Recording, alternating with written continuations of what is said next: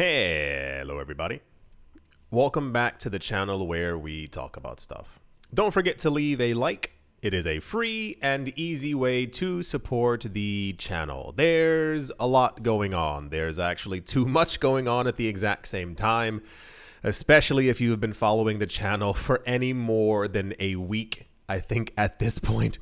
The weirdest part for me, as I've stated in another video, not sure if you were here for it, is that over the course of multiple years, we kept on hearing that 2025 was going to be a monumental year, not only being the year after the halving and the year of the bull run, but also just in general. I don't know if there were psychics or whatever what was going on, but we kept on hearing that this was going to be a crazy year. And thus far, it's been crazy, but not insane in that cryptocurrency prices, at least according to me, from my vantage point, are still incredibly undervalued. I do believe that this is because of a large amount of manipulation, as we've gone over before. Let's not sit here delusional and assume that the cryptocurrency space is the only place that doesn't have some kind of rapid manipulation, similar to the housing market and the gold market, and you kind of name it.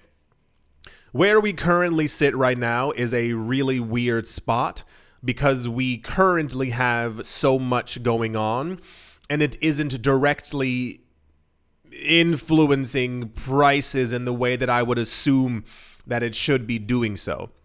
In that, if you haven't been paying attention, or I mean, this is maybe like the last 2 or 3 months, and it's mainly because of it's not the ousting, but the leaving of Gary Gensler, who was the previous head of the SEC. He denied every single cryptocurrency ETF until he was basically, or the SEC, excuse me. The SEC was sued by Grayscale because they had all the paperwork. There was no reason to actually deny the ETF listing. Grayscale got there, BlackRock got theirs, and every other person got theirs at the exact same time. Now that Gary Gensler has left, we're kind of in this avalanche point where a lot of other companies are now filing for cryptocurrency, not just Bitcoin, ETFs. And a lot of them look like that they're going to go through. So a couple of things might happen when this takes place. In that, we have a lot of filings happening right now. At the time of me making this video, it feels like it's over 20 different filings because there was one company who recently just filed for 10 at the exact same time, which is okay, go for it. The other part is that the optimism is beginning to rise nearly, specifically, exclusively for these coins. I'll explain that in 1 second. It has a lot to do with the momentum that we had for the Bitcoin ETFs, and seeing that we had Bitcoin ETFs and the prices of them essentially going up. We also saw the exact same thing for Ether, but Ether is also in a bit of a tizzy or whatever exactly is going on right now. The other part of it is that the other coins that are being suggested are considered low cap altcoins comparative to Bitcoin and Ethereum. So where Bitcoin's market cap might be in the trillions of dollars, and Ethereum I think it's over several hundred billion, unless I'm going insane. Anyway, it's in the billions. The other coins may have a $14 billion market cap, or something lower price wise, and therefore people think that there's a lot of upside for all of this. So the news story today is that a lot of these ETF filings look like they're going to go through. That's really the bulk of the news, in that previously, if you were here before years ago, what would happen is that a company would file for an ETF. It would get sent to the SEC. The SEC always had a waiting period in between where they would say we're looking over the paperwork to see if it's right for us. Midway through, they would always say it needs more evaluation, and they would take another 2 to 3 months, and then they would say no. It was the same loop over and over. But now we've gotten to the point where the SEC is not only legally recognizing that these things have been filed, which was not a thing before, but now we're also seeing a number of stock exchanges beginning to also list the prospectus and actually file for these companies as well. So typically, if you see that a stock exchange has the paperwork and they're filing it, it's kind of been given multiple thumbs up, and we basically just need the SEC at this point. So in the news today, the NASDAQ. The NASDAQ is planning to list and trade. The first ETF is known as CoinShares XRP ETF, and the other one apparently is a Litecoin ETF. We've been talking about Litecoin for the better half of maybe 6 months, not as frequently at all as other coins, but we spoke about this last summer, in case you forgot, where we were getting a lot of news about like whales, like large accounts with a lot of money buying up huge amounts of Litecoin. It didn't really make any sense because it was kind of coming out of nowhere. And then we heard the creator of Litecoin, his name is Charlie Lee. He stepped back from the space more or less a number of years ago.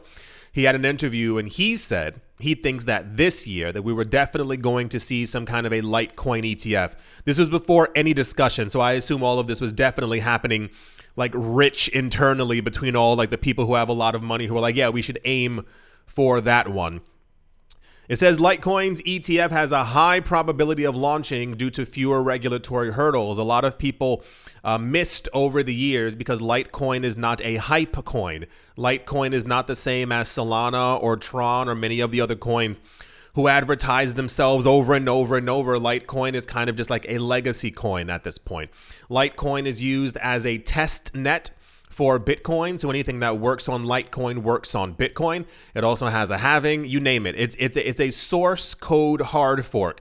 So in essence, it is like Bitcoin. It's not Bitcoin, but it's very similar to Bitcoin in nearly every single way, except that it has 4 times the amount of coins maximum. So there will only ever be, I believe, 84 million Litecoin, which is still a low number comparative to the other hundreds of millions of billions that a lot of other coins also have.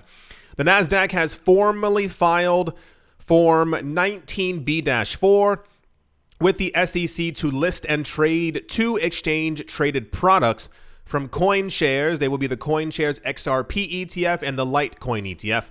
The proposed funds would provide investors exposure to XRP and Litecoin.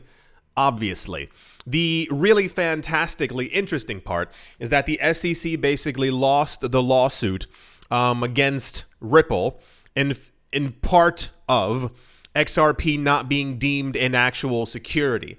The other part is that Bitcoin is a commodity. It's a commodity because of the way that it's built, the way that its ecosystem runs, because of proof of work.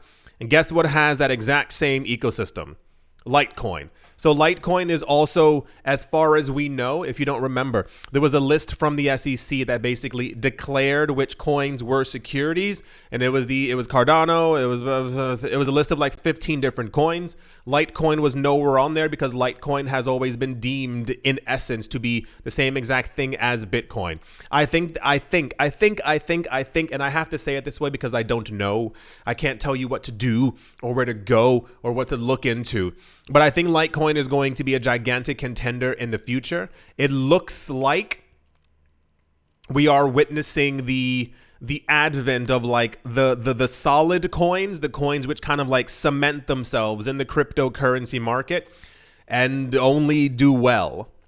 The news that we're getting now is basically Bitcoin, Ethereum, XRP, Litecoin, potentially Solana, no one knows, and maybe 1 or 2 other coins are also maybe going to get ETFs as well. If these things do within the United States, they're going to garner a lot of popularity. A lot of money will flow into them. The prices will continue to rise.